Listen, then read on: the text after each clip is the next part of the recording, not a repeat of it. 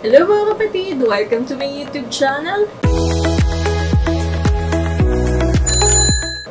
If you're new to this channel, please don't forget to comment, like, and subscribe!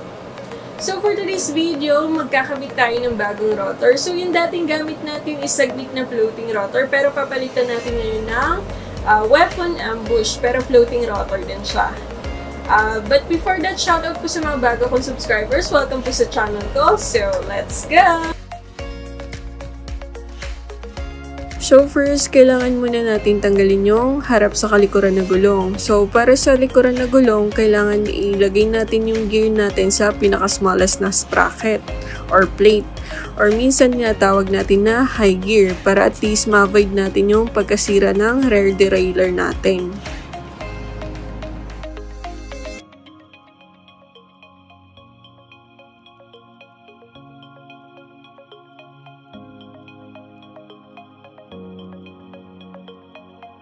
Next, pwede na natin tanggalin yung rotor natin, pero bago yan, tanggalin muna natin yung skewers. Pero pag tinatamad kayo, pwede naman hayaan nyo lang. Kasi either way naman, kahit meron skewers or wala, pwede naman natin ma-remove yung rotor. But syempre, para sa akin, prefer ko pwede na i-remove yung skewers natin para may enough access ako pag nag-remove ako ng bolts. So, after nyo i-remove yung skewers, pwede nyo nang tanggalin yung bolts saka yung rotor natin.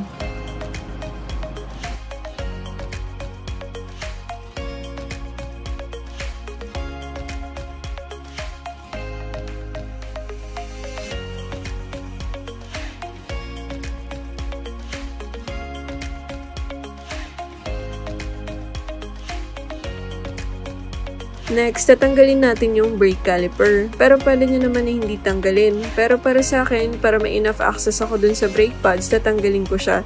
Saka mamaya, lilinisan din natin yung caliper piston. So, kailangan na natin ng 5mm na Allen wrench para matanggal yung brake caliper.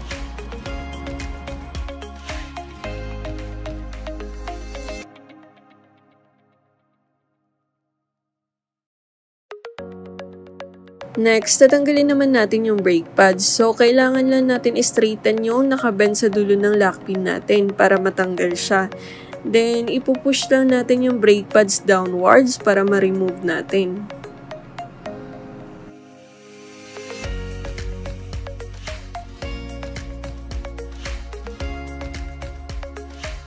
Next, kung magpapalit tayo ng bagong brake pads, kailangan natin i-reset yung caliper piston. So, kailangan na natin linisin yung caliper gamit yung basahan.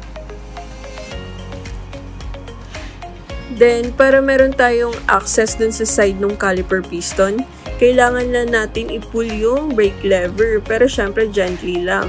Then, gamit tayo ng cotton buds na merong mineral oil. Then, kailangan na natin linisin yung side ng caliper piston. Next, para mabalik sa normal position, kailangan na natin i-push back yung caliper piston gamit yung any flat tools. Then, ulit-ulitin lang yung method na to hanggang mag-respond smoothly yung caliper piston pag nagbi-brake tayo.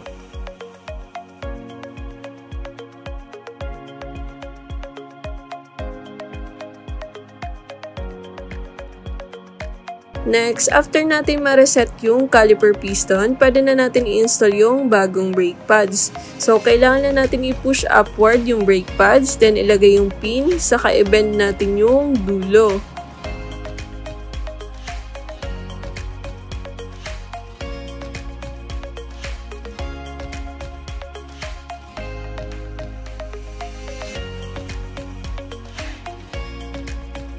Next, ibabalik na natin yung caliper natin.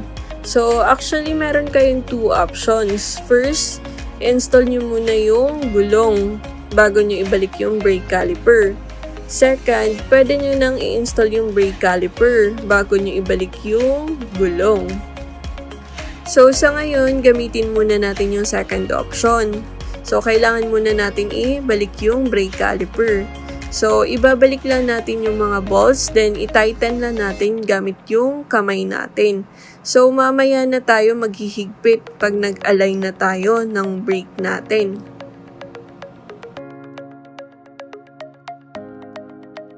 So next, quick unboxing lang tayo ng ipapalit natin na rotor.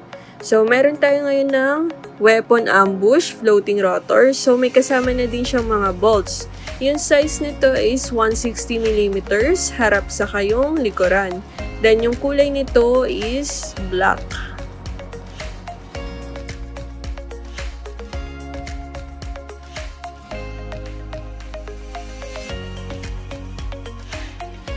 Next, ikakabit na natin yung rotor. So, kailangan na natin ilagay yung mga bolts, then i-tighten natin na parang star pattern para equal yung tightness nung every side ng rotor natin.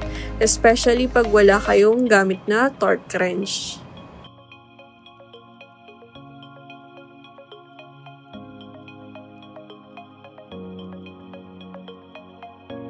So, after natin ikabit yung rotor, i-install na natin yung dalawang gulong natin. So, ibabalik lang natin yung mga skewers na tinanggal natin kanina. So, yung higpit ng skewers natin, dapat hindi siya masyadong mahigpit at hindi din loose. So, dapat saktong higpit lang.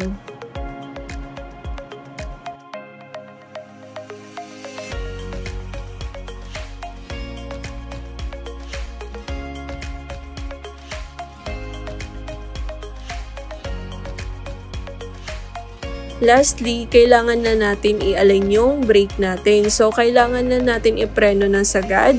Then, higpitan lang natin yung mga bolts. Next, bago nyo siya i-ride outside, check nyo muna kung hindi sumaside yung brake pads dun sa rotor. So, kung sakaling meron pa din na sumasayad habang nagpi-freewheel kayo, meron kayong 4 na options. So, first, kailangan nyo i-align ulit yung brake.